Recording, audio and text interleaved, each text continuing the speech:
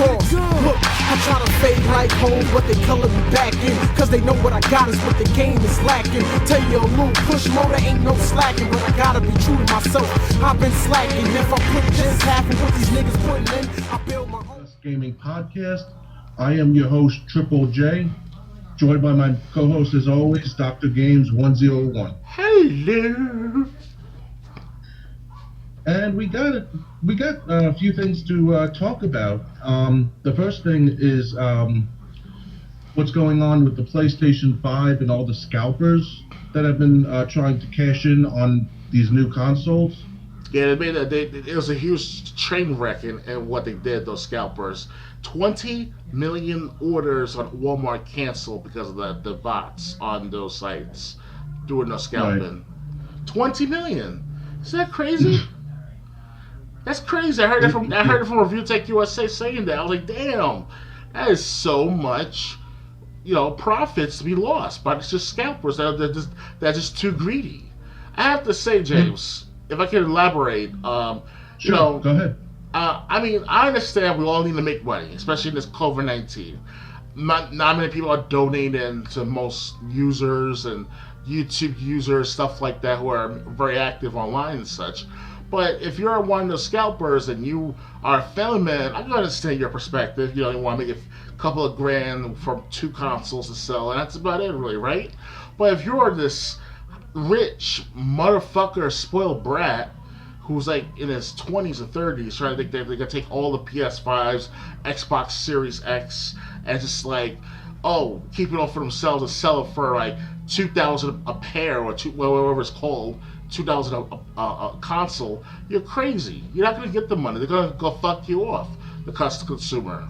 They're gonna wait until the next sale. But what happened is that when you do that, you're also creating a whiplash in the economy pertaining to the sales of these consoles from these game making companies like Sony and Microsoft. So they fucked over both Sony and Microsoft for profiteering off of this. I wouldn't say that because they still had to pay for the consoles to have them in stock, the scalpers. But the thing is, the scalpers shot themselves in the foot because they tried this during a pandemic. Yeah. That was the dumb thing. When the biggest time when people don't have money, you're trying to sell things for 3, 4, 5 times what they're being sold for from the manufacturer. And people are having a hard enough time meeting the manufacturer's price. There's no way they're going to buy a $1,500, $2,000 console that when it's selling at the stores for $500. Oh yes. Some people can't even afford a $500. Hell, not even the Xbox Series S of the $350 offer. Even that. Yeah, but the Series S and the Series X, Microsoft did something smart, which I didn't think of, which was they had like a credit option where you could pay $25 a month, every month for 2 years for the Series S, or $35 a month every month for 2 years for the Series X. But you're paying more due to interest and also time, so...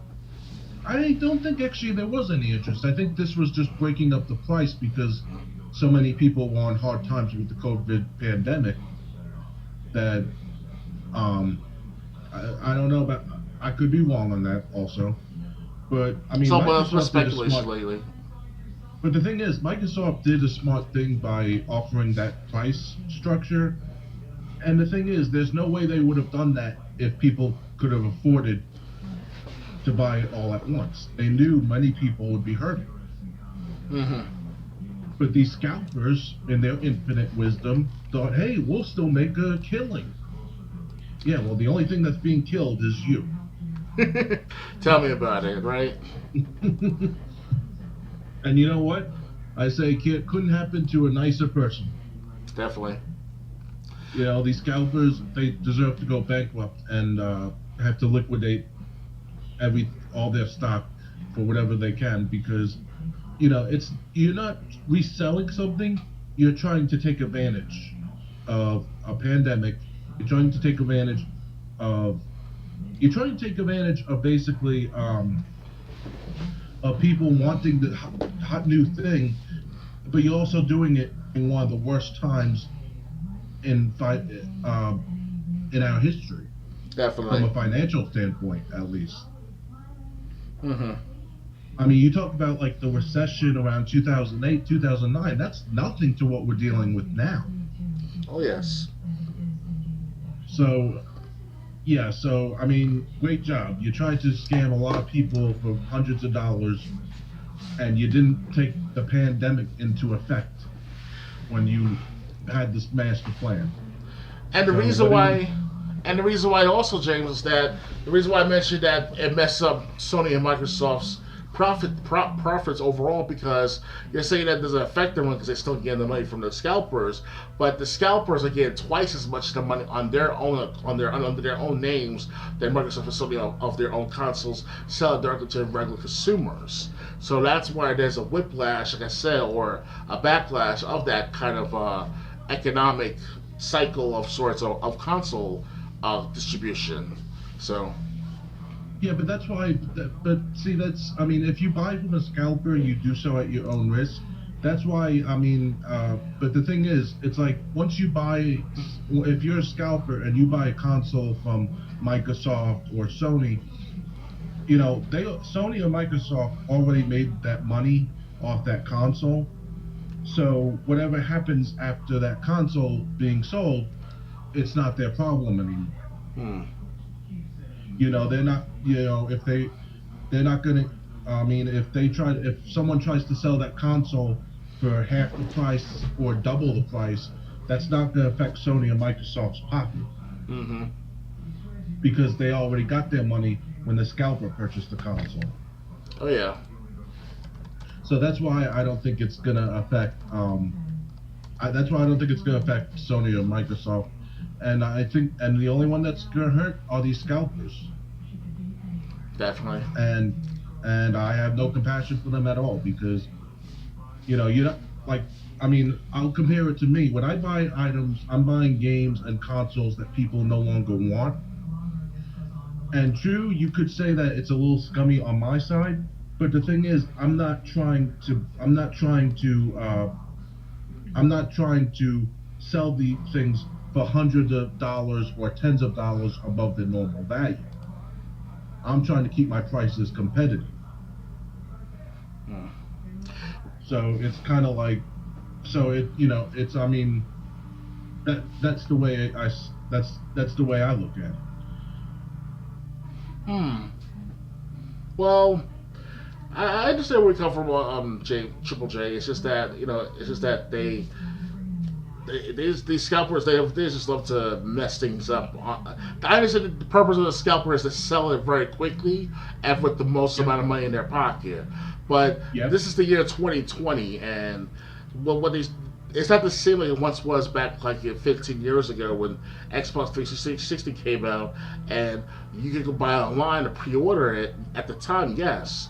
But the volume wasn't there of sales online yet. It was just the beginning of the online services towards the public. But now, with the newest technology out there, with the scalping bot website software to pre-order everything at the same time within like a matter of seconds, if not minutes, you know, it really starts to throw everything off altogether. So it's just, you know. Yeah, and there's one thing with Review Tech USA said that relates to that point where you said, you know, it's one thing if you slept too late and you didn't get your pre-order in on time, but it's another thing when you were robbed of that pre-order because of scalpers. Oh yes. But at the same time, from what I've seen from the release of consoles originally, you know what? It's always best to wait, because I mean, look at the Xbox 360. How many 360s had Red Ring of Death? Oh yeah. And then the PlayStation 3 had its own Yellow Light of Death. And it's like, just wait. You know, let these consoles come out with their bugs, let them be fixed, and then get your console from the next batch that will be bug free. Hence the Elite 360s. Those were much better than the the white ones. Yeah. I wish I still had my Elite Xbox. Well, it wasn't mine. It was for the store. Yeah. I wish I had my Halo 3 edition at Xbox 360. That's going to be worth something in the future if I still had it. Well, it's not so much for sales. It's just my 360 is so temperamental. It barely even works anymore. Right. So, like, the only thing I can play is digital games, but since I don't keep my 360 hooked up to online, it's pretty much useless. Right. Okay, so anyway, at the next one, from one disaster to a bigger disaster, Cyberpunk 2077. I saw some of the glitches from Angry Joe, and he shows some pretty good ones he actually encountered in the game. Have to say, Cyberpunk 2077, after all that hype for the last couple of years, is a major blow to their sales, let alone to their to the retention of the game. And it's a blow to the company too. That CD Projekt Red. Mm-hmm. I mean, their reputation is tainted, and it's going to be tainted for a while. Oh yes, I wish in one way I wish they pushed it 2 or 3 times over the last year now, prior to the official release of December 10th or December 11th. But what they should have is pushed it as late as April of next year for the 2021 Easter sale, or whatever you want to call it. It may not be the biggest sale of the year, but you still get something. Right. And I think Microsoft would have been fine, because I heard Microsoft helped wanting to push this game. I don't know if it was I think Microsoft invested money in this game, so they wanted to capitalize on the biggest sale to pay off Microsoft their investment. But good luck on making your cost back with the game in the condition it's in. Right. And you know what? I don't care if you're going to patch it in January. I don't care if you're going to patch it in February. I don't care if you're going to patch it every month from now till the Earth blows up. You shouldn't have released the game in its current state when it wasn't done. Oh yeah. I mean, they didn't want people showing the game in its current state unless it was footage that was approved by the team. It's like, what were you trying to hide? Maybe you should have taken all that effort into coming up with a way to delay the game, or finding a way to delay the game without upsetting customers. Oh yeah. Put your effort into something productive like finishing the game. Because another thing I'm sick of, and I hate this much more than scalpers, another thing I'm sick of is these games being released when they're not done. Definitely. And I'm sick of these companies that think, we'll just patch it later.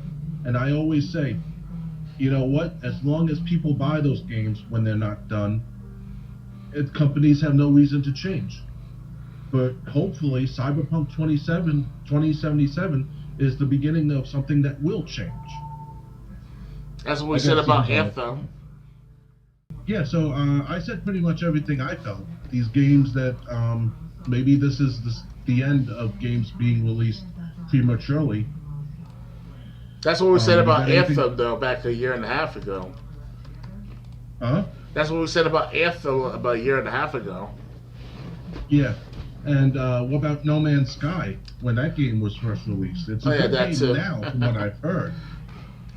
But I heard it was a big nothing when it first came out. Definitely. And other games released with glitches, thinking, we'll just fix them later. No, fix them now.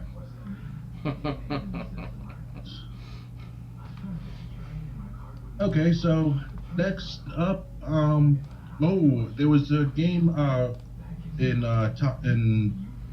called Devotion, banned for a Winnie the Pooh meme. Really? Not here in the States. I think this was in China. Apparently, there's this meme about the president of China or the ruler of China and Winnie the Pooh.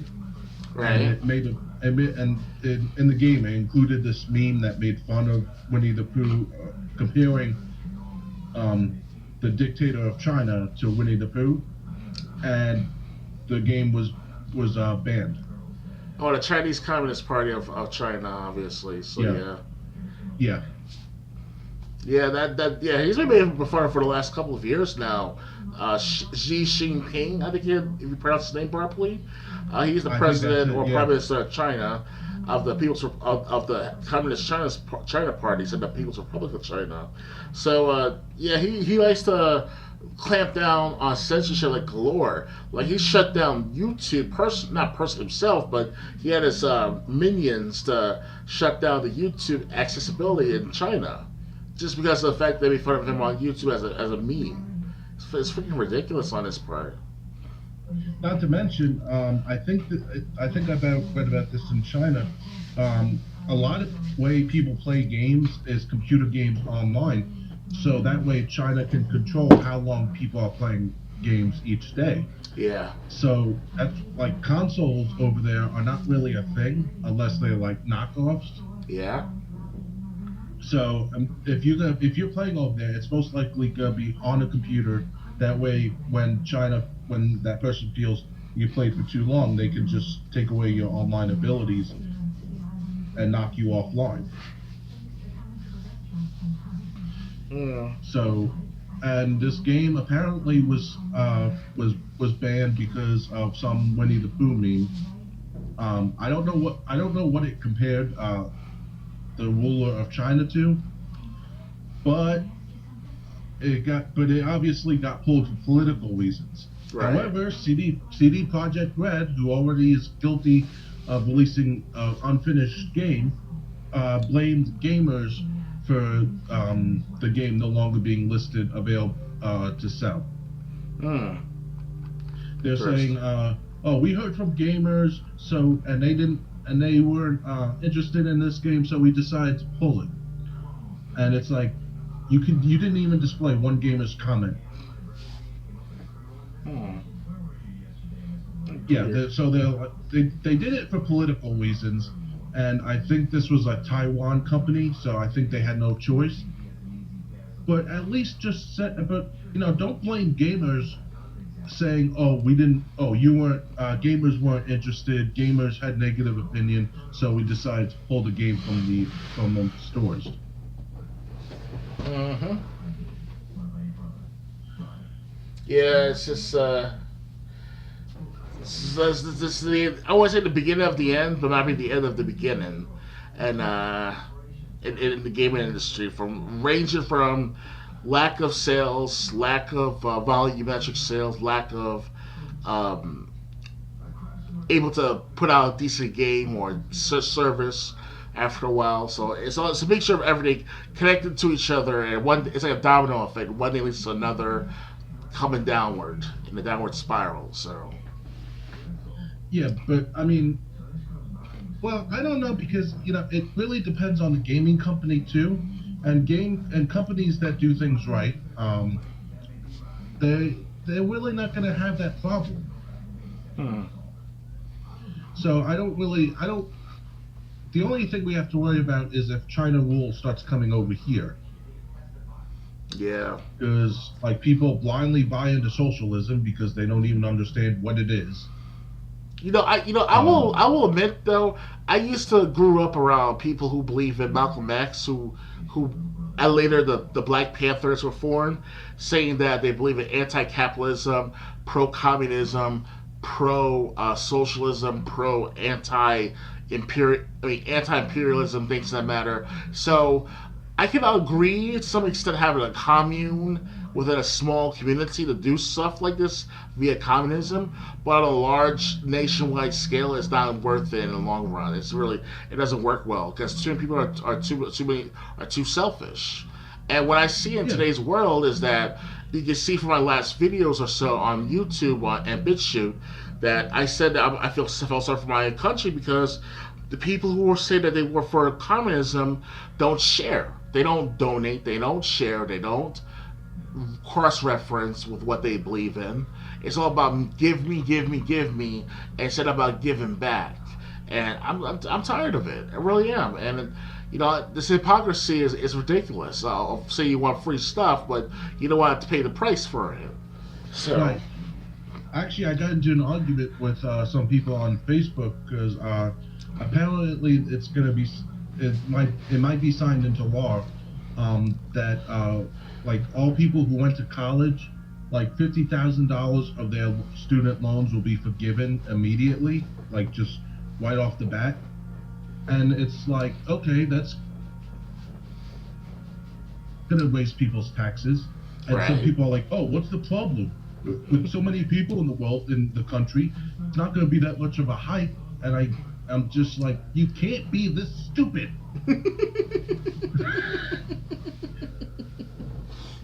Damn straight.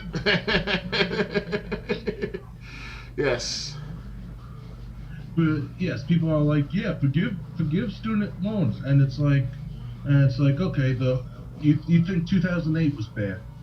Yeah, make it so people have college student loans are forgiven. And you know what?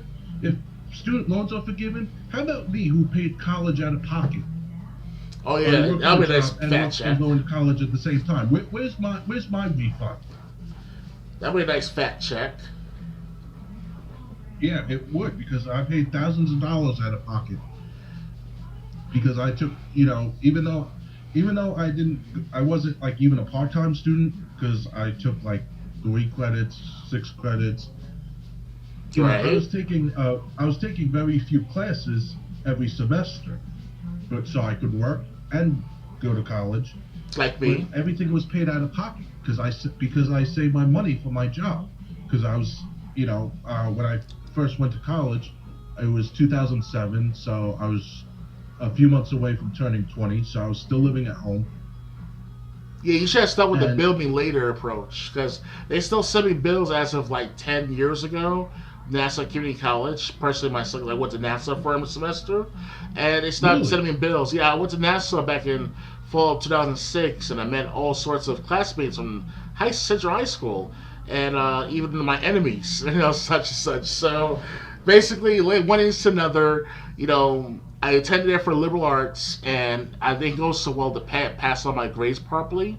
Oh, sure, I got C's and B's, or B's and D's and shit like that, but it wasn't meant for me, and I dropped out of school altogether because I couldn't go back to the original college of Sullivan County because of a suspension from a fight. And I can go back, yes, if I really want to, but that was back then. We didn't have the money, my mom and I, and she had her own financial problems. So it's it's an iffy thing with college education, because you have to make sure you have the coverage for it. Otherwise, what's the point of going if you're not gonna cover all the classes, cover all the expenses, cover all the utilities and housing and stuff like that? So yeah, but the thing is, I was working for a lawyer. I was making like $10 an hour when I first went, and I was working part-time, 20 hours a week. And then when I left that lawyer's job, I went to a telemarketing job making $8 an hour. Right. So it's not like I was making a lot of money, but the thing is, I saved my money, because when you're 19, 20, if you're still living at home, you obviously don't have that many bills. And I just went, and every few months when it was time to enroll for a semester, I paid for what I could afford. Then when the semester started, I had enough money sometimes to buy books. And then I say sometimes because criminal justice. I remember one time I went to the school store to buy a book, and someone from my criminal justice class was walking out of the store as I was walking in, and I was like, "So you didn't get the book that we need for class?" And she's like, "It cost $80." I'm like, "I don't have that on me." Crazy. And it turns out we didn't even need the book anyway, because anytime we needed something to see something from the book, he just printed handouts and gave us. That's much better. So, $80 back there's a lot of money. Yeah, it's a lot of money, but you know what? There's ways to do it, and I didn't have someone to bail me out. So what makes these people so entitled that they should be bailed out? Why? Because you were dumb enough to sign a loan. You know what? I didn't sign the loan. Why should I be held accountable, helping you pay for it? And where's my cut of that money? So if I have to help you pay for it. Oh yes. But these people on these maniacs. I don't even want to call them people. These maniacs. Worse than maniacs. They're clinically insane. Yeah, they think everything should be free, and I love what someone on Facebook said. They go, "Free doesn't mean what you think it means." You gotta pay for it some other way. Yeah. Like in the movie Doctor Strange, at the end of I'm not trying to spoil the movie for anyone, but one part at the end, then there was this black sorcerer. He said to Doctor Strange, due to our teacher, she committed heinous crimes. The bill must come due. He said at the end. So, and decided that's what Doctor Strange 2 will come about. Later this next decade, or later this decade. Excuse me. So. Yeah. So I mean, but unfortunately, people are buying into socialism, and it's just ridiculous, because you think if these people opened a history book and stopped listening to mainstream media once in a while, they would know what socialism really is. And see that over tens of millions of people died just from the practice and the systematic approach of socialism in the 20th century alone, from Hitler, Stalin, Mao Zedong, even the Argentinian. Even though socialism and communism are pretty much the same thing, you know what? Never mind. They're pretty much the same thing. So go on.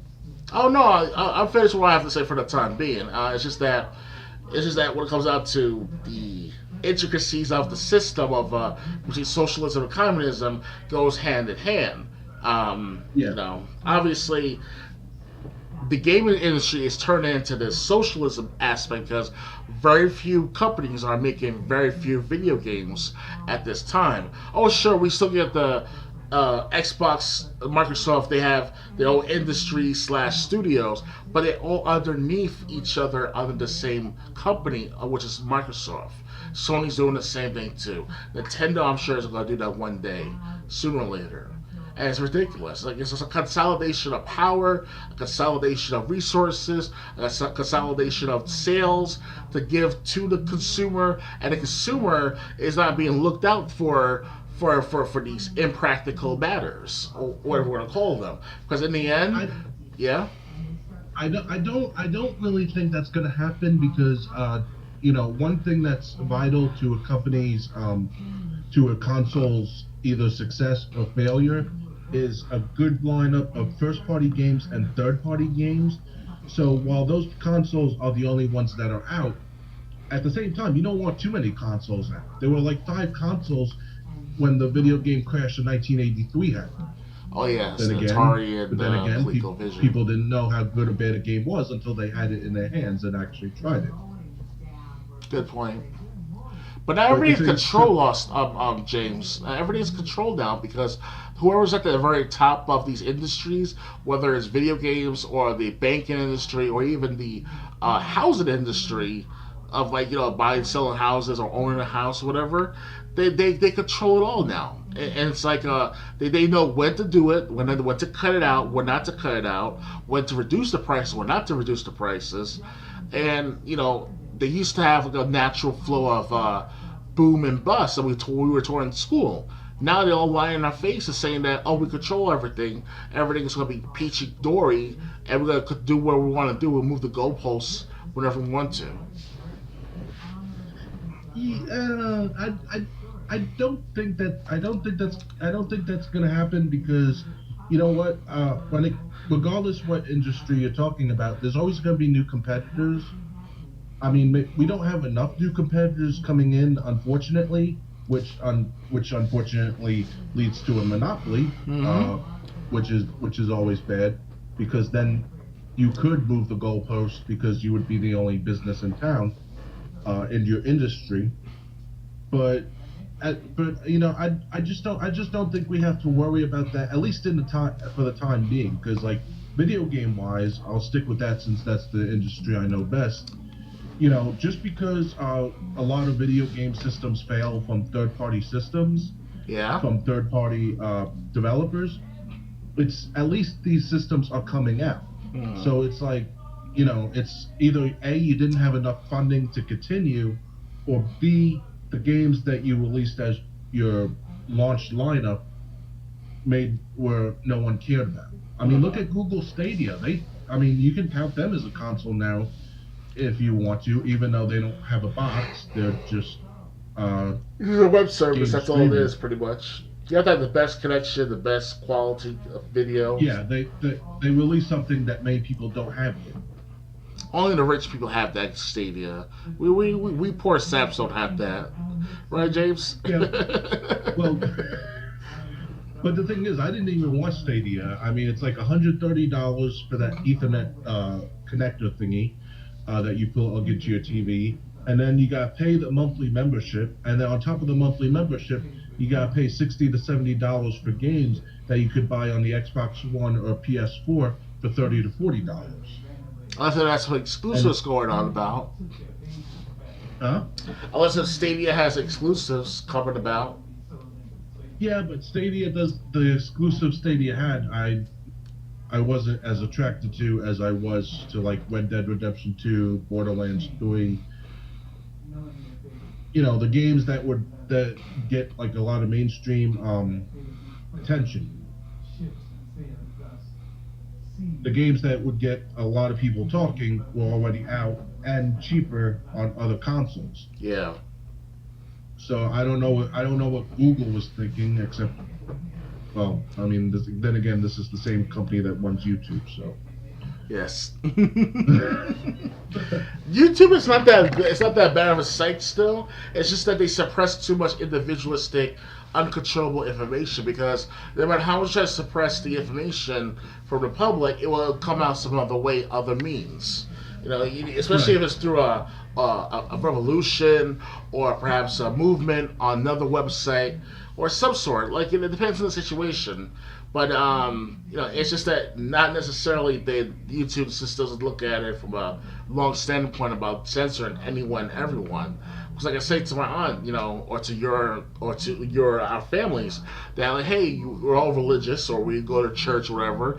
They're censoring you guys, saying that, oh, you cannot pray in church properly, or you can't yell or scream or hallelujah this or hallelujah that in church. And because of COVID-19, it's ridiculous.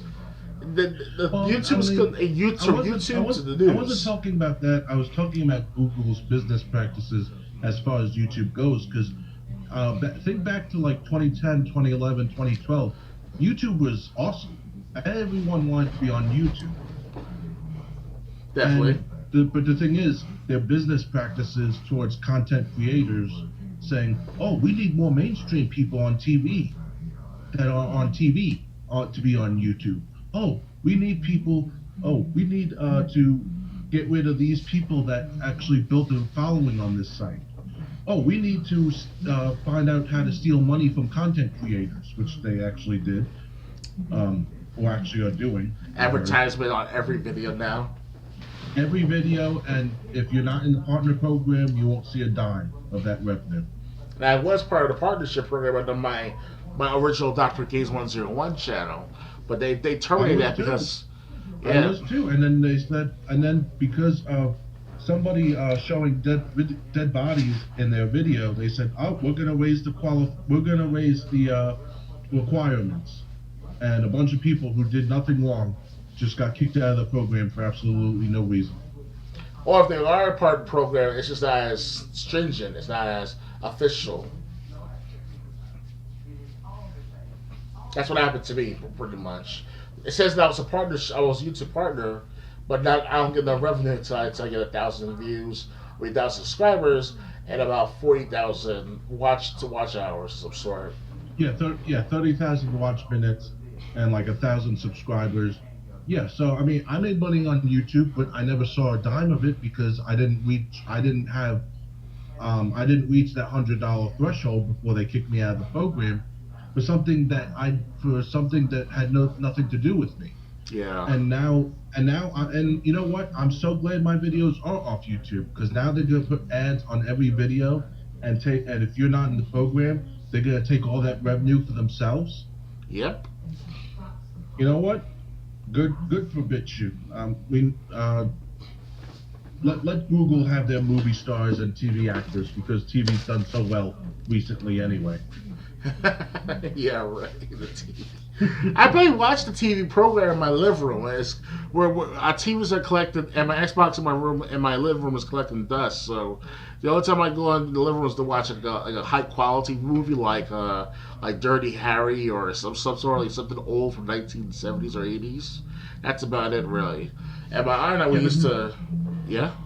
But the thing is, I mean, Google also, they're trying to get like TV stars and movie stars to create YouTube accounts, and like YouTube doesn't care if it's blogs. They'll pay these people to come on YouTube, and it's like, you know, if you just protected your content creators and got behind them like you used to be, you wouldn't have to beg these people, beg TV stars, beg movie stars, beg people who killed the industry they're already in to come onto your site to basically kill your site.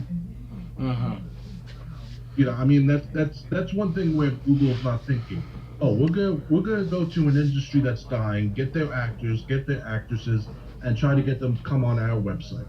Yeah, because the last industry they worked in is working so well. YouTube's a sore topic for me, because I just hate I just hate Google's business practices in general.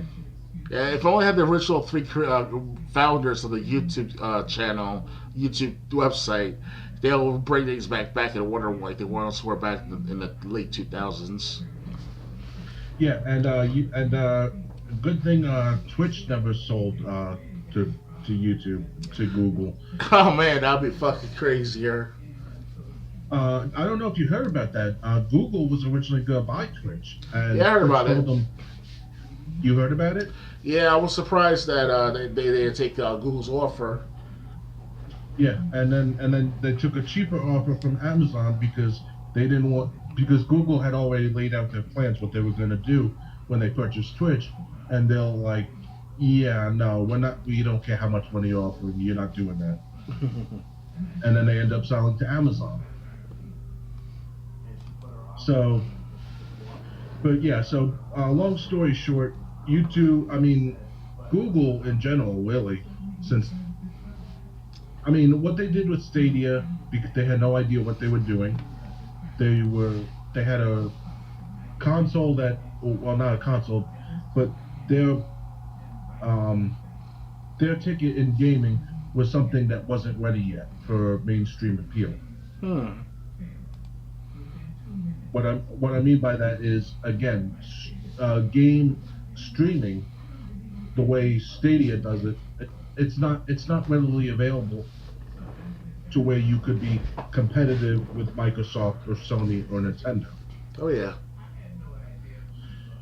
But when you got a bunch of executives running things, they make decisions like that. They're money grubbers. They're not in it for the passion of the game industry or the making of games. They're passionate just about making money, and that's about it. Screw the consumer. Screw the gamer. Right. And just to get back to what the topic was, CD. What do you think of CD Projekt Red trying to lay the blame on gamers for the reason Devotion is no longer available to buy? Well, they can't blame us gamers for it, because we are the consumers. We just consume what's given to us based on demand. And if they cannot meet that demand, then it's loss of the CD Projekt Red, as well as whoever the companies behind selling these games through their systems. Yeah, but CD Projekt Red was basically saying, people have a negative opinion of Devotion, and it's like, no, the people that heard about this game had a positive opinion. You're just taking it down because of politics, but you don't want to say you're taking it down because of politics, So you're trying to use gamers as the scapegoat, and it's just like between that and Cyberpunk 2077, you really you're really just killing the reputation of your company for good. Because don't tell gamers they're responsible for something that they're not responsible for. Okay, so the next topic. This is an opinion question. What hidden gems would you say there are on the original PlayStation? Are there any games that you would say are great but don't get the attention you feel they deserve? I never really played PlayStation, the newer PlayStation games since after PS2. PS2. So basically, well, I said the original PlayStation. Oh, original PlayStation. I'm sorry. Excuse me. I was thinking of the opposite. The latest PlayStation games. Are there any games on the original PlayStation that you feel are great but don't get the attention that they deserve? I would say Urgits, the arcade game that was once in arcades back in the 1990s with Cloud Strife from Final Fantasy VII. Now that game was popular in its underground sense to most gamers back then, but it wasn't a nationwide, advertisement type of situation with the fighting game because it was pretty good to play. What was the title of the game? Urgits, if you pronounce it properly. Urgits. Like that. Oh, I have. Actually, I have heard about that. That game is expensive to buy. I want to get that game when I get more money. Yeah, actually, let me check price chart right now to see. The average game for used is like $60. Someone actually said, like, if that game comes in the store, they want me to let them know because they want to buy it. Okay, it's not so expensive if you're buying it loose. It's going for about $30 loose, about $60 brand complete, and about $130 brand new. See what I mean? So $30 loose. It's not that bad. I want to get the brand new one most likely. I want to get the full experience. Well, you could just get the complete in box one. Well, the brand new shows is guaranteed to work, either guaranteed to work, and or you get the quality behind it. So basically, it's I guess you could say, as a gamer of who collects games for myself as a pleasurement of sorts, I want to have the full experience ranging from buying the product to the condition of the product to the actuality of the product. So that's what I'm thinking of. You know what I'm saying? Well, I mean, if you buy from eBay or Amazon, and the game doesn't work, the company will help you get your money back if the seller tries to cut and run. Right. I've had people try to sell me games that didn't work, and the website would end up reimbursing me if the seller wouldn't help. So you don't have to really worry about that if you're buying through like eBay or Amazon. But I mean, so like the only reason to even get like a complete box one is, like you said, for your collection. Yes, and for the gameplay and experience as well. I don't know if the gameplay experience would really be impacted that much. Because, I mean, when I had my Twisted Metal 3 game in full brand new condition before my friend gave it to my friend's friend or whatever the situation was, this was all scratched up. The music wasn't playing properly in the background, so it was like it ruined the experience after the situation happened with my friends back then, or people who were networked with back then. And they were just some street guys, whatever, so they didn't understand where I come from. But for me personally, it was like a good experience to play Twisted Metal 3 at all times with the music, Rob Zombie's in the mix, so it's like, this is a nuance to me back then. So now I had to buy a brand new Twisted Metal game, and also other Twisted Metal games to buy as well, just to have the full understanding of the experience. Alright, so besides Urgits, any other games that you think are great to play, but don't get the attention you feel they deserve on the original PlayStation? Hmm. To be honest with you, I don't know. I mean, I can only think of maybe Final Fantasy One, the rehashment of it on the PS1, because I never knew that Final Fantasy One was on a PlayStation One format. I didn't know either. So that was underrated. Like I didn't hear about it till like 2 years ago when I bought it, because now I got the package where I bought the Chrono Trigger and Final Fantasy One. That's not Final Fantasy 1, that's Final Fantasy 2. Where is it really? Yep, I used to own that double package. It was I have to look back. It was Final Fantasy 4 in Japan, which is 2 in the United States, and Chrono Trigger. Okay, so I have more than one Final Fantasy game in my possession of a PlayStation format. So I have to look back at my collection because I have a stack upon stacks of PlayStation games I've bought over the years. So I can't keep track of it all. I wasn't have a shitload, but it's enough to keep you occupied for a while. Yeah. So I'd say another game that doesn't get a lot of love, or is I hear talked about a lot on that I think people should definitely check out. It's called Apocalypse on PlayStation. You actually play as Bruce Willis.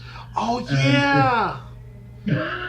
I have that. I saw that cover in a cover, like the one of the PlayStation cases that showed a promo of it after I bought it. I was like, I should get that game when I was a kid, but I was too young to buy it. So. Well, I found it at a garage sale. That's the only reason I know about the game. Unfortunately, my copy is scratched, so it doesn't work anymore. That sucks. But I mean, I just love. It's a shooter. But I just love like the attitude of Bruce Willis. Like you could be killing like a bunch of enemies, and Bruce Willis will be like, "Kill them all. Let God sort them out."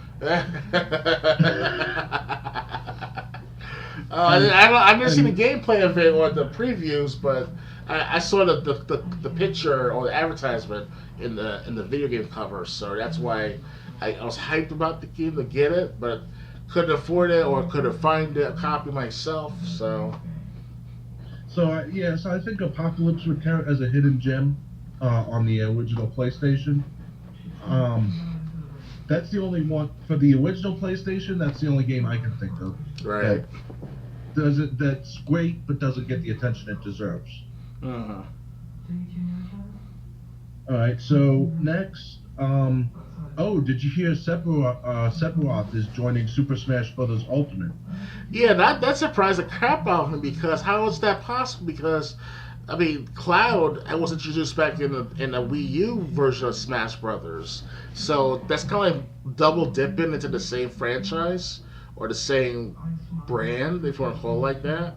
So I don't know how that's going to work exactly. Well, I mean, that's not so bad because, think about Nintendo franchises. You got every Mario character and every Zelda character that you can think of already in the game at first. Good point, yeah.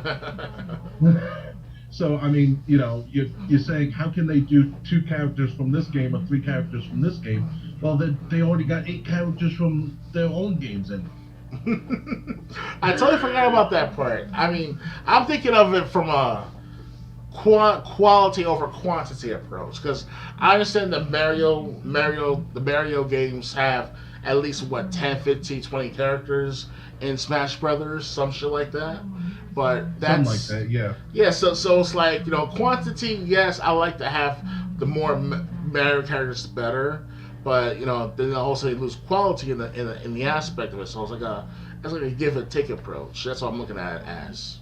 Because then you might as well add Barrett from Final Fantasy VII, or Tifa Lockhart, or Vincent, or Yuffie even. Like, you know what I'm saying? Might as well add them all. Well, I was thinking when I heard Sephiroth was coming in, I was like, why not get the cast of Final Fantasy VIII? Get Squall in there. Get Cypher in there, get Rinoa in there, get them 3. Oh yes, that would be awesome if those 3 characters were in the next Super Smash Brothers. And with Sephiroth joining, this will probably mean we'll see more Final Fantasy characters as these Super Smash Brothers games um, are developed. Oh yeah. So Sephiroth joining Super Smash Brothers, not really. I mean, I never. Well, well, I don't want to go into a rant about Final Fantasy VII, but Yes, I understand. But go on, my son. but I'm just saying, so I'm not. Well, that. Well, I'm not. That doesn't make me wanting to play the new Super Smash Brothers. It does make me wonder if we'll see more Final Fantasy characters. Because if I hear the cast of Final Fantasy VIII that I mentioned appears in a Super Smash Brothers game, I'll be that would be something I would be excited for. And isn't it kind of weird? Isn't it kind of ironic? 2 weeks ago, we were talking about who would we put in Super Smash Brothers that hasn't arrived yet. Yeah. And now we hear that Sephiroth from Final Fantasy will be in there. Yeah, but Sephiroth is one of those unpredictable choices. That's for certain. Yeah, but so could you imagine if you had if you had Cloud in there from Final Fantasy VII and Barrett, and then you had Squall, Winnowa, and Cypher in there from Final Fantasy VIII. Oh yeah, T303 match. That'd be cool. Yeah. They were doing all their special materials and their summonings, special moves, little limit breaks, that type of shit. That would be awesome. I gotta ask you, what's the last Mortal Kombat game you played? Mortal Kombat 10. Okay, that's one more than me. The last Mortal Kombat game I played was 9, or as it was called, Mortal Kombat on the Xbox 360. Definitely.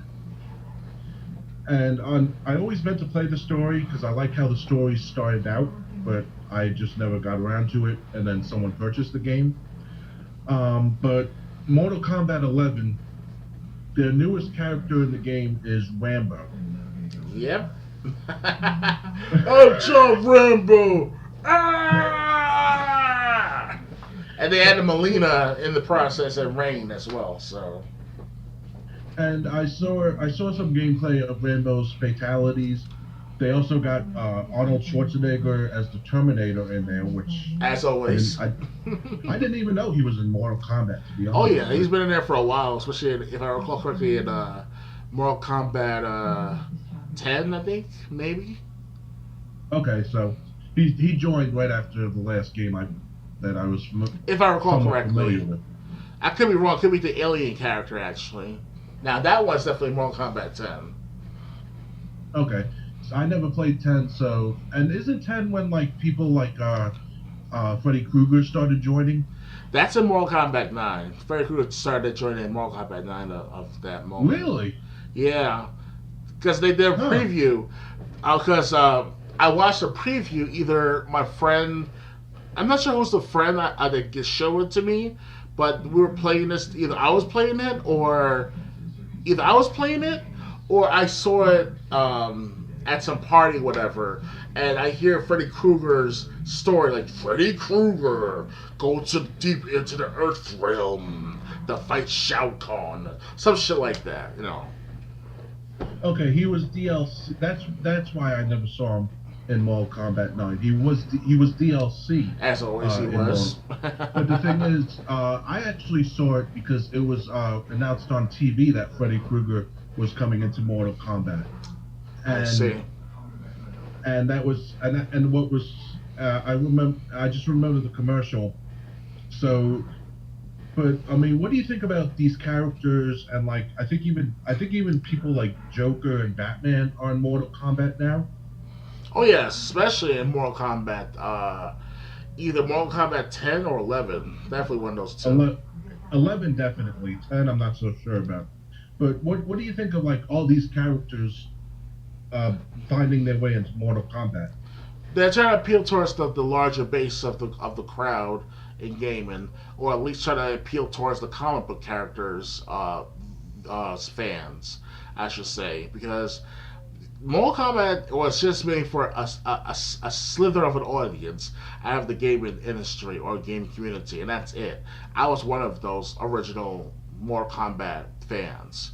But after fucking PlayStation and the N64 days, they started going to Mortal Kombat 4, the last best Mortal Kombat in my perspective, at its era, at its time, and then they started doing these beat 'em ups and stuff like that. It was like it didn't make sense to me to keep buying and playing these games. So they because they kept broadening to other crowds in the gaming community. So that was a bad idea on their part. But it was a success. Because now the full story was that the boss of the bosses comes in Mortal Kombat 11 to sort things out. You know, Liu Kang and Raiden had their army fighting this boss of the boss. So it's like it's a reset of what's going on back during Mortal Kombat 4, but more in detail and way better than before. Because it was deja vu. It is a deja vu situation. Because they brought back the time, like there was sort of time paradox going on between the last 3 or 4 Mortal Kombats up until Mortal Kombat 10, and that's it. And then it just starts over from scratch, the story mode, almost. But my point is, like, I mean, do you think it's kind of killing another franchise? Because, like, if you got people like Batman and the Joker in a game like Mortal Kombat, what does that do for games like Injustice or the Injustice franchise? I can't say much about it, Injustice, because I never really played it. Even though I own Injustice on PC for free from Steam. So well, Injustice was all about DC superheroes basically. Really? So like any DC superhero or villain that you could think of, you know, Batman, Superman, Wonder Woman, The Flash, Green Lantern. It was a huge disorder. It was a fighting game for them. It was like a huge disorder. But I'm just thinking, if you put these people from like the DC comics into Mortal Kombat, what about the fighting franchise that they originally started, which was Injustice? To be honest, I don't know. I mean, they did have DC versus Mortal Kombat, the game, so anything's possible, James. You know, they try to appeal towards the bigger audience, and that's all they're trying to do. They never try to focus on the story. They focus on the story, yes, but not all the time. So that's they stray off sometimes. Well, I guess the only way both games could exist though is like sure you'll see like Batman and Joker in both Injustice and Mortal Kombat, but if you want to play as someone else deeper into the DC universe, you would have to have Injustice, and that's how Injustice would still have a audience, I guess. Oh yeah, there'll always be an audience for Injustice. Injustice 2 is not as impactful as the first Injustice, but you'll still have that adult gamers like you and I go back to every now and then to play. Now I never really played Injustice 1 or 2, and I definitely never played Injustice 1 because I had it for free for a while, and still to this day do. But you know, soon I'll try to play it on my own. So you should definitely play Injustice 1. The story mode was awesome. Just don't have the DLCs. That's about it. If you ever get a chance, that's something you should try, because the story mode blew me away in Injustice. But Injustice 2, the story mode failed to captivate me. Right. Because I was halfway through the story in Injustice 2, and I'm like, I just don't care anymore. Really? I just didn't care about the story. But like Injustice 1, I wanted to continue the story just to see how things were going to play out. Like Injustice, I had to get to the end of the story. Injustice 2, it was like, eh. Yeah, because obviously you're double dipping for a sequel, so it's like, you know, I mean it's impactful, right, but not as the first. Because for what I saw in Injustice 1. It's like this, like at the time too, back during the 2012 years, it was the 2012 prophecy. We had a 2008-2009 economic crisis. People didn't give a damn about the government as they used to. They don't care about their patriotism. They don't care about their family or their friends or whoever these people are. So it's like, all these disasters and disorders, it came in the right moment for people to rise up to the occasion to bring back what's taken from them, in a sense, via this video game, in my perspective. Because I saw the commercial, I was like, dude, this is what's going on right now. All this fighting and indifference, Well, I mean the thing is, Injustice story. I'll give you the main gist of the story. Sure. Right now. What happened is Joker tricked Superman into killing Lois, and Yeah. Lois was pregnant with Superman's child. Oh, wow. So Joker tricked Superman into killing Lois, I think by killing Doomsday, but when Doomsday died, Lois died also. That sucks. Yeah, so Superman got consumed by rage, and Superman it just ate away at him, and then he got so angry. He's like, these people, we risk our lives for them, and they have absolutely no gratitude. So why don't we give them something to be afraid of? And a lot of superheroes sided with Superman. Oh, wow. Oh, yeah, they actually made a movie pertaining to that matter of Superman going all, heel or all evil and shit. So, What? you remember that one? Remember that movie from the 2012? No, I don't. Okay, I don't remember the exact details of the movie, but it was this Englishman who went up against Superman in the streets, and it was all staged at the very end of the movie. Like, no one didn't get killed or whatever. It was some weird shit that it was happening around the same time as Injustice 2, or Injustice 1, I should say. Okay, I don't remember that, but no, that was the thing. So Superman became evil. A lot of people, a lot of superheroes sided with Superman, and Batman was left by his own. So Batman had to figure out, he can't take out all these superheroes by himself. So, and that was like, I don't want to spoil the rest of the story. Of course, you did your best, James. I appreciate it, though. I will sooner go look at, since I have 2 weeks off from my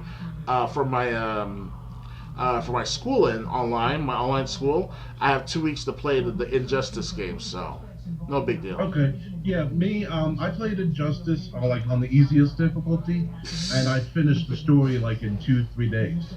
Wow. And that was, not. I didn't have to stay up 24 hours or anything. That's with getting normal amounts of sleep and doing stuff I had to do anyway. But right. So it's not going to take a long time to get through the story. It'll take maybe 2-3 days, and that's with playing a few hours every day. Yeah.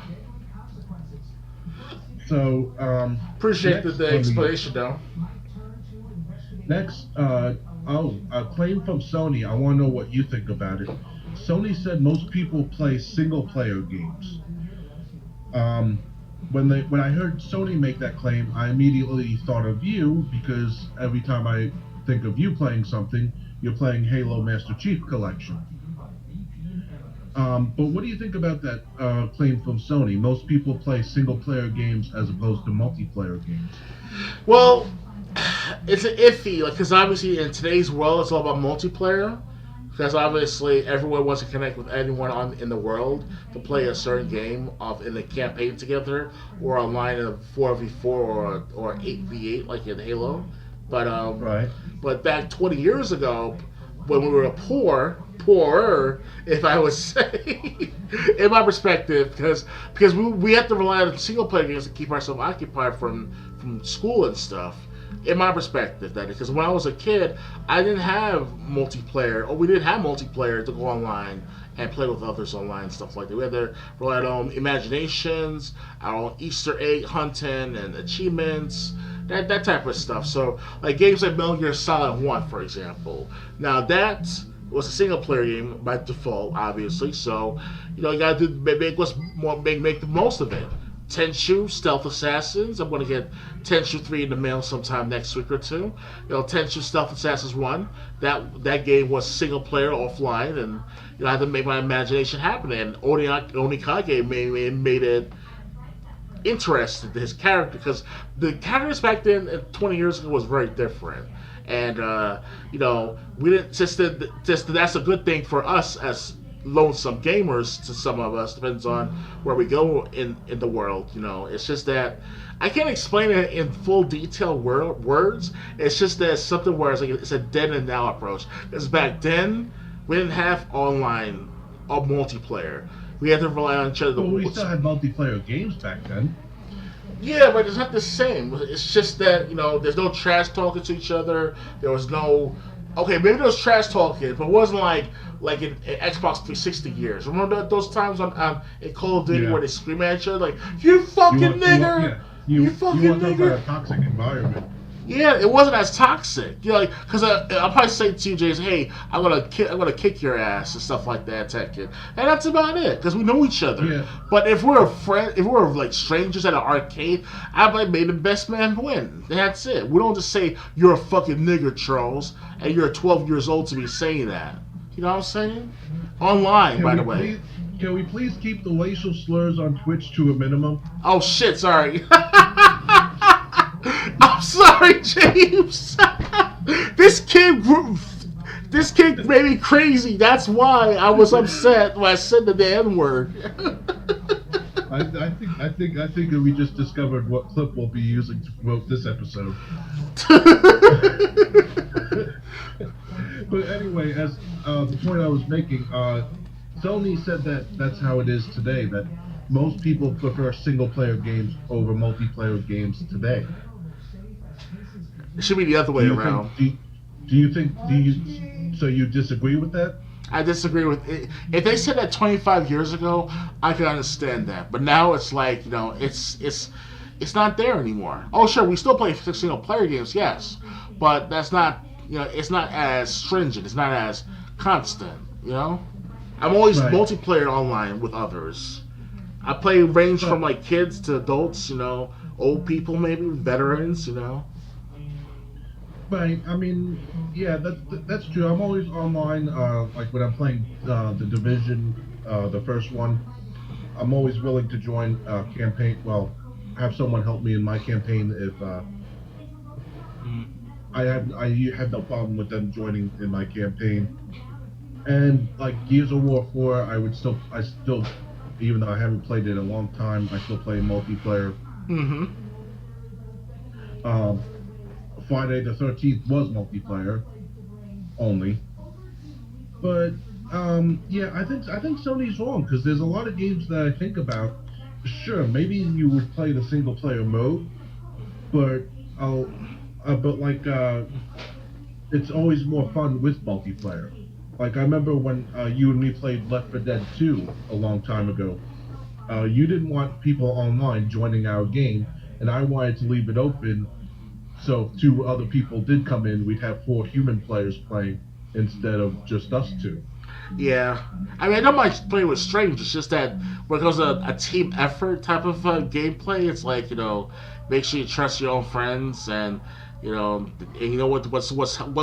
to get out of your friends when you play with each other in co-op, so. Yeah, so I think Sony's wrong, because also to me, sometimes it's just what the game you want to play. And if it has multiplayer in it, great. If it doesn't, like Ghost of Tsushima. It really comes down to what game you want to play. Mm-hmm. Because like the one thing that never sways my interest in purchasing a game is if multiplayer is included or not. Oh yeah. That's never that's never even a factor in helping me decide whether or not to buy a game. Yeah, it's like Call of Duty. It's like we've seen them all, But it depends on the story, I would say, like Black Ops Cold War. Now that, what I told you from last episode, saying that they might include Yuri Bezimov or Ronald Reagan in the game, because these are real people with real intentions to topple each other's governments. And it's like, kind of like that situation where it's like you want to play the single player more than the multiplayer to understand the story. And Right. now with the last 10 years now, it's all about the multiplayer experience with Call of Duty. So, Right. Because I think Call of Duty Ghost didn't even have a single player. oh, they did. There was some other Call of Duty that didn't even have a single player campaign at all. I think.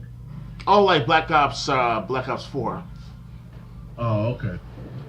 And then I think the story behind Call of Duty Ghost is like the single player was only like a 6-hour campaign.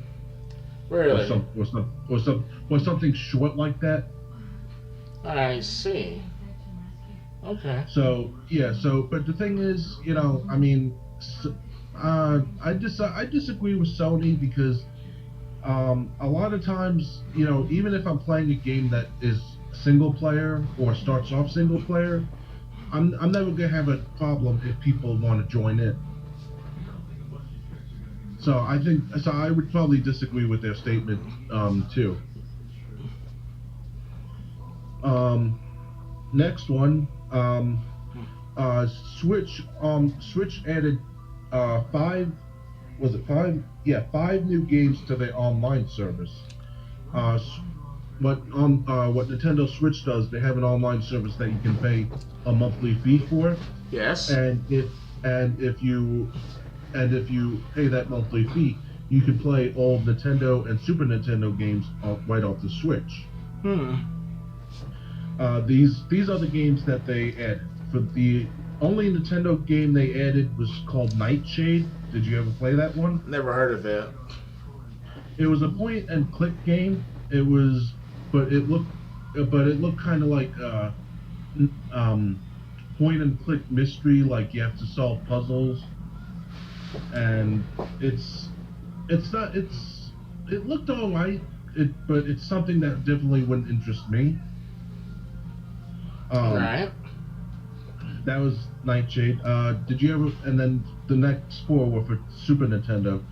Did you ever play Tough Enough? That sounds like a wrestling game, is that? No, it's a fighting game. I think I heard of it before. I'm not sure if I ever played it though. It was a street fight. It was a fighting game. It had a few characters that looked like they could have been Street Fighter clones. But it was a mediocre fighting game. Right. The next one was Super Valus 4. What the hell is that game? Super Valus 4 was a side scroller. Okay, go on. The next one was the Ignition Factor. Never heard of it. Did you ever hear of the Fireman for Super Nintendo? The fireman. I heard of fireman with the occupation, but not the game itself. You never heard of the Firemen for Super Nintendo was a European only game. Oh, that's why. And the Ignition Factor is a Super Nintendo game where like you have to go into a burning building and you have to find people, and you got like a certain number of you got a certain amount of time to rescue a certain amount of people, but you also have to put out fires to get to these people. Right. There was like one level that was a building. It was a mannequin. I don't know. I wouldn't say factory, but there was a place that had mannequins in there, and you had to check to see if each person you came across was either a mannequin or a real person that needed help to escape from the building. Sounds challenging. But you also had these fires that you had to put out so you could get to these people. Interesting. I've never played the Ignition Factor, but I played Firemen, and it was a fun game. But the only way we could play Firemen is through an emulator, since that was European game only, from what I heard. Can you import it?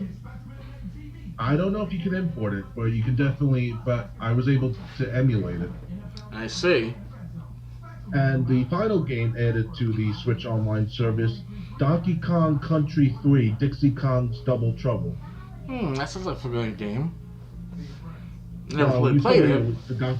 You're familiar with the Donkey Kong Country franchise. Yes, I played it on the Super Nintendo. Yeah, this was the third game in their trilogy. Nice. This was the final game on Super Nintendo. A lot of people are, I heard a lot of people seem to have a negative opinion about this one, but it's actually not such a bad game from the gameplay I saw. Yeah, it has the elderly guy joining the fight, I think it was, right? Not the elderly guy, but it was like some guy like in a blue onesie. But the person who tried out the games when Dixie got hurt and took off and he had to control the guy in the blue onesie, he's like, hey, this guy controls just like Donkey Kong, so what's the problem here? So I mean, if you have the Switch on, if I had the Switch Online service, that the Ignition Factor and Donkey Kong Country 3 would be the two games I'd be playing. I'll definitely play Donkey Kong Country 3 just to play on the Switch if I have to. Well, I mean, if you have the Switch, you'd probably play that would the ability to play NES and SNES. Let me rephrase that.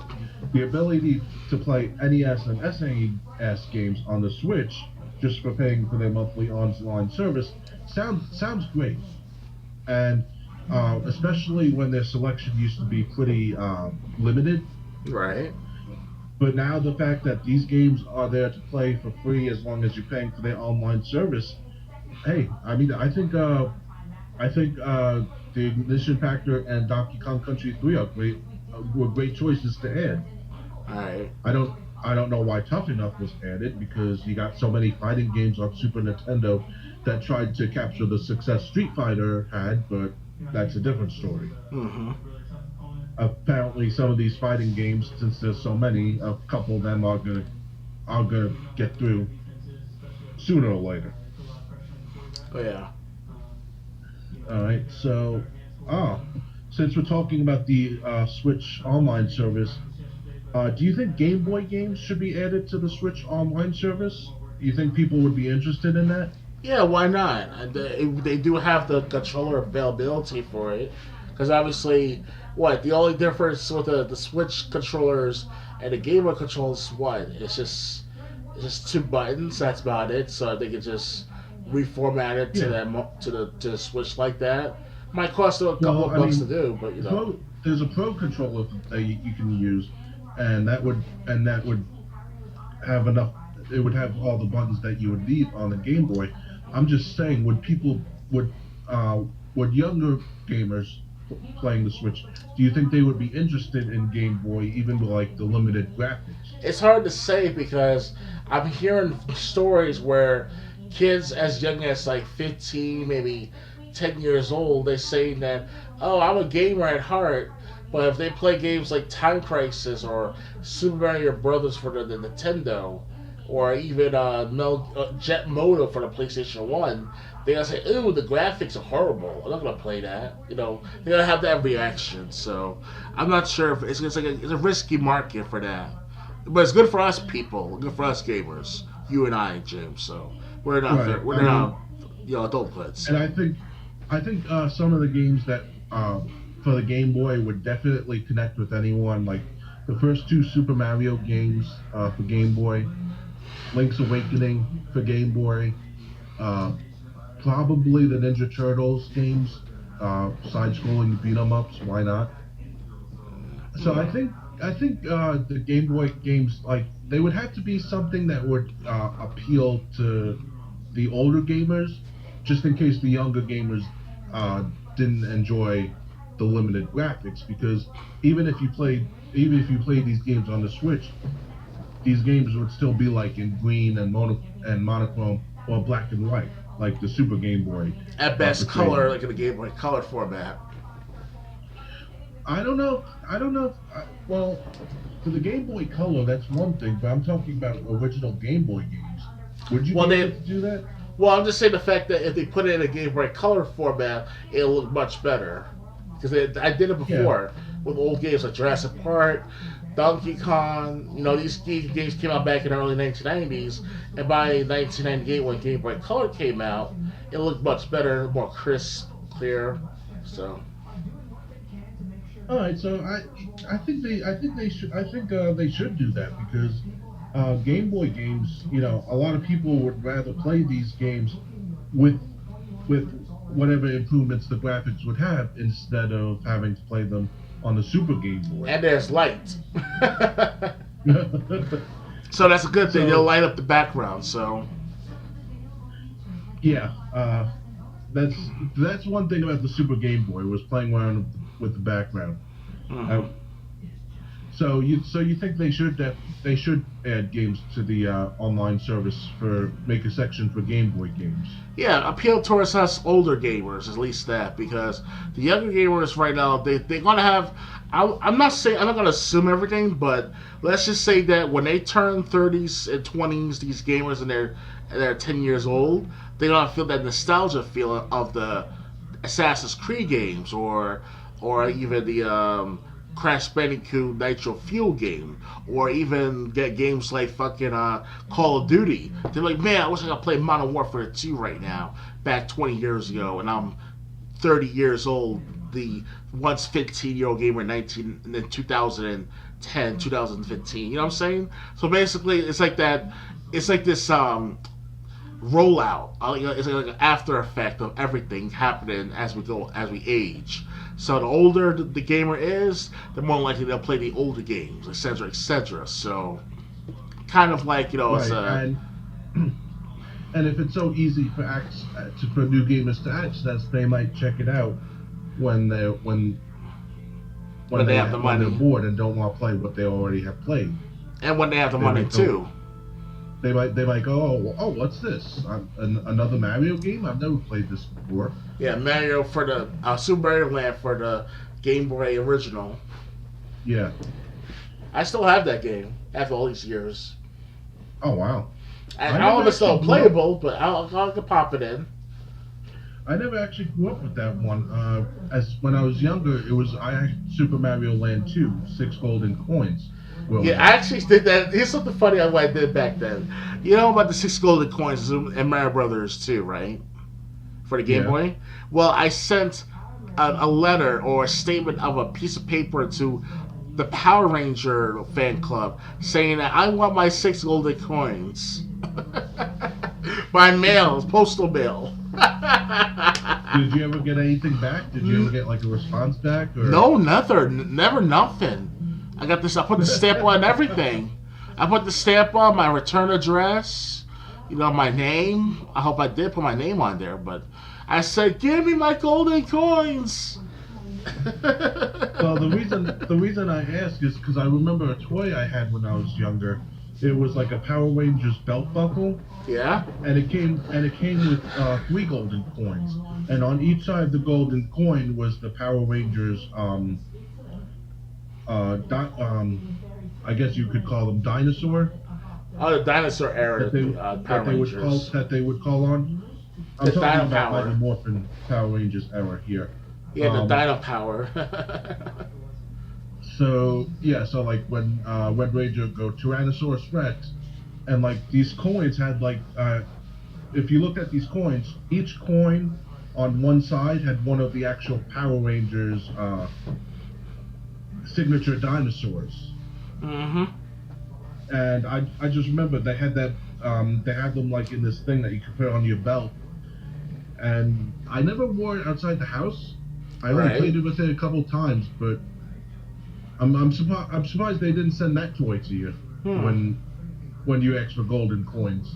Well, it was just a fan club. They usually just accept like mail to talk to the actors of the Power Rangers just to say hi to them or whatever. But I put it just a statement, no return. I put the envelope had a return address, but the paper itself in the envelope, it was just a simple statement saying that I want my 6 golden coins. That's all I said on there. I was either retarded or I was money hungry. I gotta say, I wonder how many people messaged the Power Rangers fan club, just wanting to talk to Kimberly. Oh yeah, she's married right now with children. She has a Yeah, but child like that long ago. she still looks great. Yeah, for 25 years. Shit, dude. I wish I could take her out on a date. Yeah, she was in Power Rangers in the mid-90s, and then like 10 years ago, I saw a TV show called Flashpoint, and she was one of the female cops in that show, and I was like, damn, she hasn't aged at all. And we're talking like 1995 to like 2010, 2011, you know. Yeah, that's what I saw her on the internet a lot. And I was like, she looks exactly the same, or almost the same. Hot body and all. But I wonder how many people. I didn't even know about this fan club. I wonder how many people wanted to just hear from Amy Jo Johnson. Because I think almost every boy watching during the Mighty Morphin era had a crush on Amy Jo, just like I did. Yeah. Okay, so that's all the news we have for tonight, except for the e-commerce story. Anything else you want to talk about before I start the e-commerce story? I tried to do a little research about this eBay's new policy, and as of like 2 years ago, they did this policy where it's like, if you're a seller and you try to get away with things, stuff like that, the buyer has more rights than usual. That type of situation. That's about it. That's all I could find from like 2 years ago. So what is this? That's not the policy I was talking about. I was saying, is there anything else you want to talk about before I start talking about this? Oh, sorry. I was just doing a little preview of the eBay's new policy. That's why I had to say really, and I'll try to play more of the Injustice 1, so that type of stuff. Okay. Well, what happened was not this past Thursday, the Thursday before that, so 9 days ago, I get an email from eBay, and they said that they are ending not ending, but they're not going to be using PayPal to process payments anymore. What? And they said well, you're not going since payments won't be processed through PayPal, you won't have to pay the PayPal fee of 2.9% plus 30 cents, but also money won't be going to your PayPal account. So what to do? So they said you have to link a checking account to eBay, and eBay would when you made a sale on eBay. Excuse me. When you made a sale on eBay, eBay would take out what you owe them. They're 8% because they're still going to get that. They would take out what you owe them from the sale, and they would put it in your checking account. They said if you did not link a checking account by the end of the year, they would just hold on to the money until you did link a checking account with them. And it's like, why make things harder?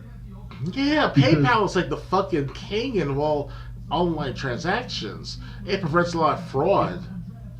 And PayPal was, I think, created by eBay. I mean, it did go off to become its own company in 2013, but PayPal and eBay still had like their working agreement.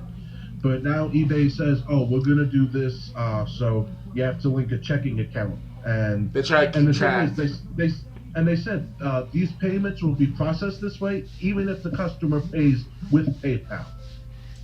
They try to keep track of everything. That's all. So a customer could still pay with PayPal. eBay will take out their cut and then put it in your checking account. All right.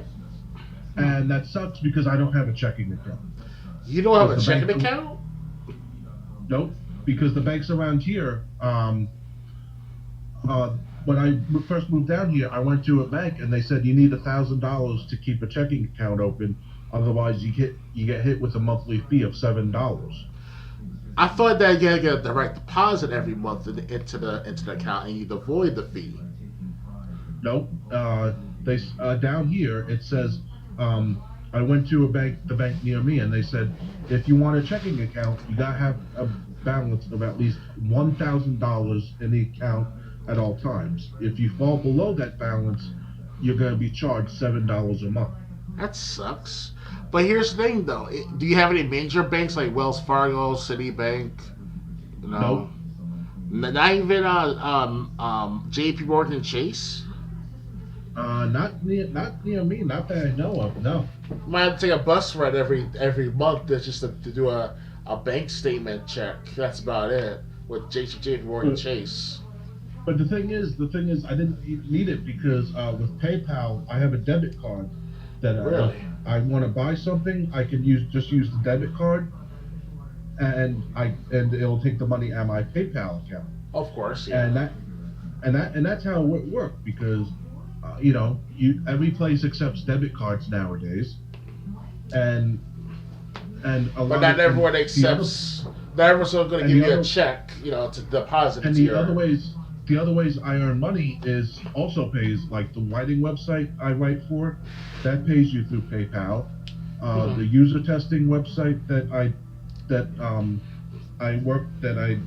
test out websites on, that Yes. pays through PayPal. Okay. So everything I work on gets paid through PayPal anyway. Also, price charting and Discogs, you can accept PayPal payments through them too. So it's kind of like, okay, so if I need money, I just use my debit card. Yeah, but it's If not I through need- an official bank. It's not being No, deposited. It's not being insured by the FDIC or not being overseen by the government with your social security number, that type of stuff. So, because obviously, in any given bank that you open, bank account that you open with a major bank, like Citibank, for example, they want your social security number and your address, your date of birth, that type of stuff. So, Yeah, but it's like, things were so convenient, things were working out, and now I'm gonna stop selling on eBay. don't stop selling. Just get a new checking account number with a nonchalant, bank. There's no bank around here that's gonna let me open a checking account and have very little money in it. Nah. So I've said, you know what? I sell on price charting and Discogs. They still allow me to sell on PayPal, and I found a website that allows me to list many more items, and they're gonna allow me to sell through PayPal. So I said, Okay. so I'll still use eBay to buy like game collections that I end up selling in the store. But as far as selling on eBay, I'm done. There seems to be a shift in the economy this past year over this pandemic, where it's like there's been a shutdown on services between PayPal, eBay, and Amazon, either or other websites like Jet.com. That's like an Amazon-like company, but it got shut down like a year or two ago. So basically, all this is happening. PayPal now it's started to become useless to most people, like myself. Now I'm not saying that in my perspective that is, I don't think PayPal is useless because they're actually much better off than eBay is. Like they're a bigger company financially than eBay.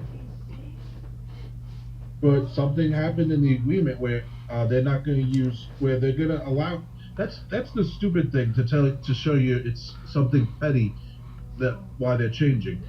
Even if you pay with PayPal, they're still going to process your money this new way, and it's like why? Why make things more complicated?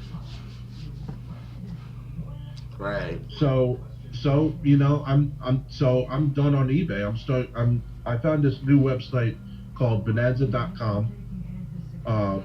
They let you list up to like 75,000 items at once, and the account's free. They only charge you 3.5% of transactions. So like if you sell an item, they'll take a 3.5% instead of 8%, which is what eBay took. Really? And- There's 8%? Wow, I could have saw it was under 5%. It's 8% on eBay, and that 8% fee is still going to happen. That's the money eBay takes out when they would for sellers who stay on eBay. If you turn your money, if you make a sale, eBay said they're going to take out the 8% that you would normally pay them, and then you would get the rest left over. I could have thought it was much smaller than that, the 8%. But now, but they said, oh, but now you get to keep the 2.9% plus 30 cents that PayPal would charge. Yeah. And Then again, I haven't sold anything on eBay in years, so things have definitely changed. Last time I sold a game or a DVD. right. And but the thing is, so I found this. I was originally going to try to create my own website and just have my own online marketplace. Problem is, websites like that, you have to pay for them. Mm-hmm. I tried creating an online marketplace on Wix and WordPress. WordPress wanted $300 up front. Wix wanted like $276 up front. I tried another website called webstarts.com. Okay. They said if you want to sell online, you got to pay like $25 a month, but you got to pay for a full year. So that would be like $250. I'm like, I don't have that kind of money. So I was figuring I'm just gonna have to stick with price charting and discounts. Yes. Then I found Bonanza.com. Which I heard of. Bonanza.com, they have it's not like me. It's not it's a seller's website like eBay, but they only charge 4% instead of 8%, and they also allow you to promote your items for a bigger cut. But you have to pay the website a bigger cut, obviously. Yeah.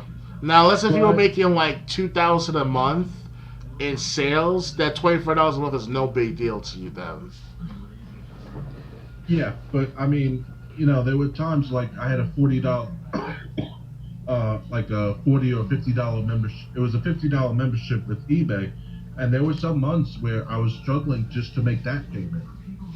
Yeah, they stopped doing that, I'm assuming, right? eBay, that $50 a month payment.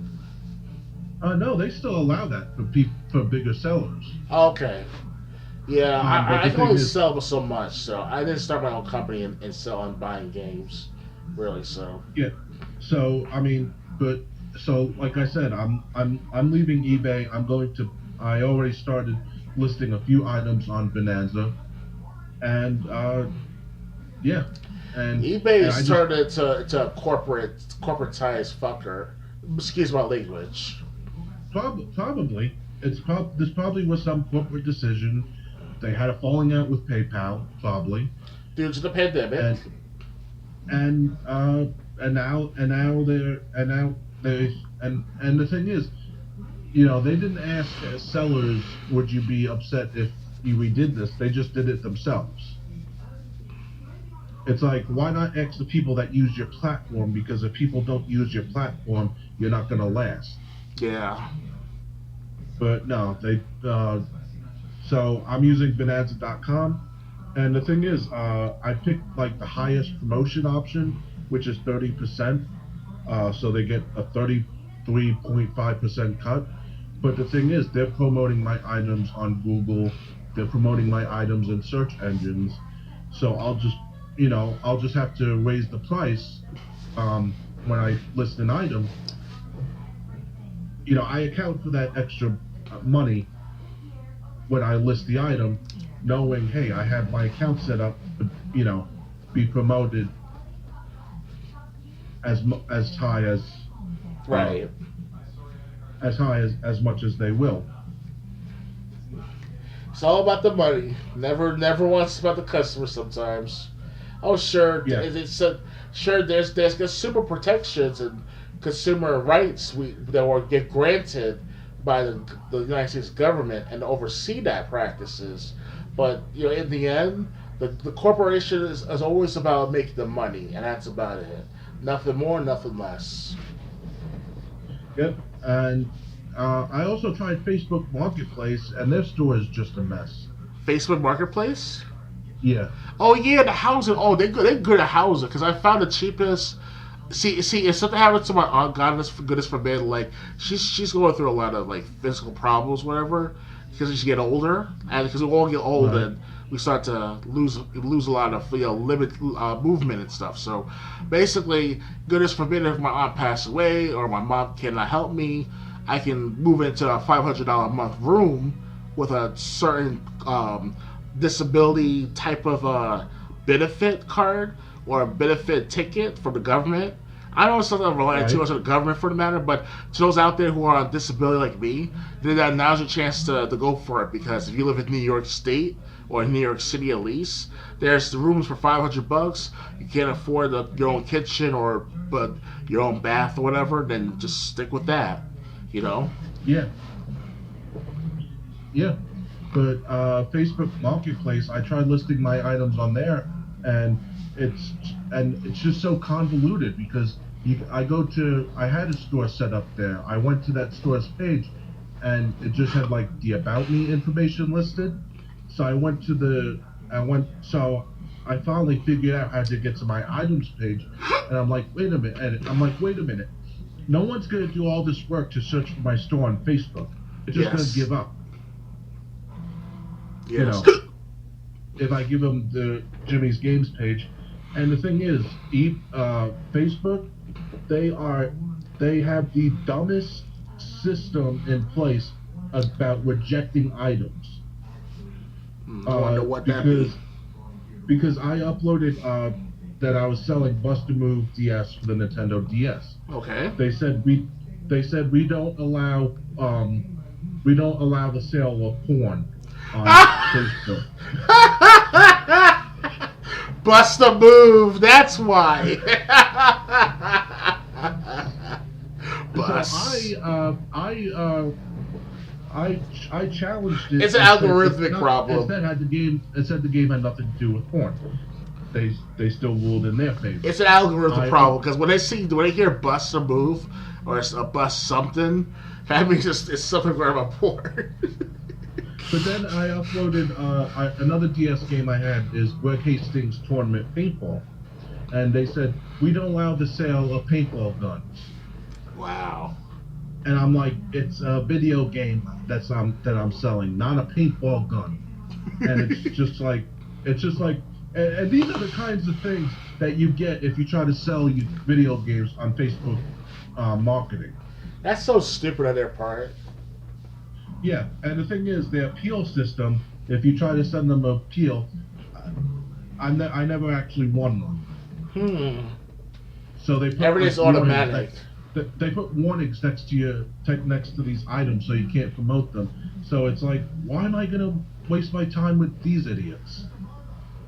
Everything's automatic on their website. That's what I like with YouTube and their algorithm. Yeah, but I mean, no other website had a problem with me selling Nintendo DS games like Greg Hastings Tournament Paintball or Bust a Move DS, which actually is a good game. Bust a Move. And it's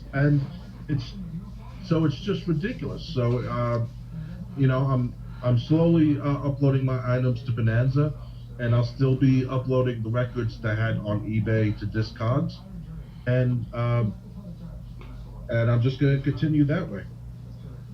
And good then move. Every time I upload or change the price of an item, I'm going to be promoting it on my personal Facebook and Twitter. Oh, definitely.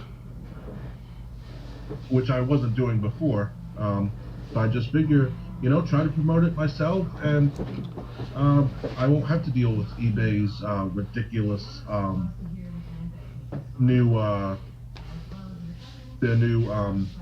payment processing changes. Oh yes, definitely. Okay, so after that, Lance, anything else you want to talk about, or? Well, if we're about to end here, I just want to let people know that I'm planning on getting the Black Ops Cold War video game for my BitChute and YouTube channels, respectively. So in order to do like an actual review, maybe up to about 15 minutes long. I'm not sure yet. I'm gonna have to do what I want to do. I want to do recordings of Black Ops Cold War on my BitChute and YouTube, and then break it down into reviews later on. So, if you want to wait for me that long, it might be until sometime after later in February or March, depending on when I will get the game, due to financial situations. So, I should be able to buy it. Yes. You might the week of Christmas or like after Christmas, You might want to check GameStop's website because I know they run sales around Christmas, like buy two get one free on used items. Problem though, James, I don't have money right now. I wait until payday. That's what I'm trying to say. Because December 31st, I get my payment earlier than usual from my benefits and such. So I want to utilize either that or I wait until the stimulus check comes and utilize that one. That might be like around February or March, depending upon when the Congress is going to... That's if the stimulus check comes at all. Oh, it will come. It's just that no later than April or March. That's the latest. I mean, with the new change in government, I don't even think they're gonna have a second stimulus. To be honest, I've been keeping tabs on the Congress, and they're gonna have weekend talks this weekend. So they're gonna be at this for the next few weeks before Christmas, or a few days before Christmas, and then definitely by no later than April or May, we're gonna receive that check by guarantee. Right. They didn't say with the stimulus check last year. With 2019, because they started as early as January 2019 of the pandemic check, because they knew they were going to have a viral outbreak later on that year, so they planned this ahead. I don't know how they did it, but they did it. So, well, the government knew in January that January 2019, that is, not December 2019. Oh no. January. I'm talking. A press release came out from the president's office on January 29th. 2020. Yes, but there's a bill that was in Congress in their records saying that as early as January 2019 that it's going to be a pandemic and we should do stimulus checks just in case for the matter. Someone researched this and actually showed records of it. And you go to the website congress.gov for the matter too. So. Okay, so. I know it sounds all weird. I'm still going to remain skeptical until I hear anything about it. I know it sounds all... I know, but I know it sounds all weird and conspiratorial, what I'm saying. It's just that the research is deeper into the matter, and you'll see the pattern of what they're doing for the last couple of years. Now, for the last 6 months... But, I mean, with the Democrats, I just don't trust them with anything, really. And with it's not about trust. They have to do it. They people are gonna fucking go over their houses if that's the case. And I'll be taking their organic milk if I have to, and take Nancy Pelosi's ice cream. She has a lot of ice cream, by the way. So I want to get a few guys. You get a few guys. We're going to Nancy Pelosi's house, and if they can't give us a stimulus check, because we're all in poor saps, we're gonna take their organic milk and ice cream. What would you do with organic ice cream? Or organic milk, or both. Doesn't matter. I'll eat it. Fuck. I have a good time. I have cereal left over from last week, so. Okay. Well, good luck on that. I know it sounds like I'm starting violence on your podcast, but people are pissed off in this country. I'm seeing a lot of it. Yeah. Well, good luck if you try that. I'm still going to be skeptical about a second check even coming, but we'll just see. But time will tell. We'll see what happens. Definitely. All right, so we're going to end the podcast here. This is the last podcast of 2020, actually.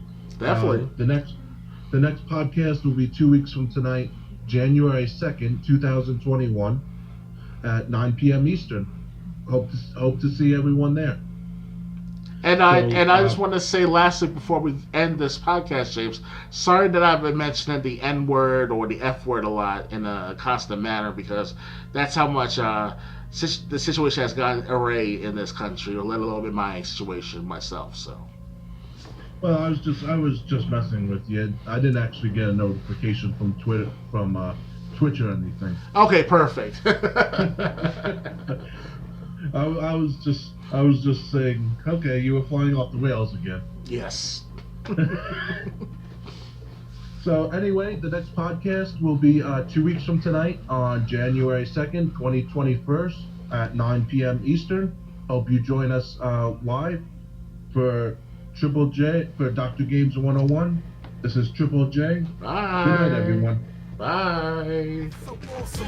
Money ain't a thing, only spend cause it'll cost them. A lot of gangsters, my team is a big portion. We get green often, Nick Boston, flossing, staring the land you in the coffin. Pardon son, I'm awesome, I'm hot nigga torture. I rock even when I'm not talking. I got a pound that I heard your squad. Then I heard your boss take my orders, then a waitress job. I'ma make it real easy to starve. Shit, the food is ours, even the plates off limits to y'all. Fall back as I build my stacks up, cause 30 been real since Referral got strapped up.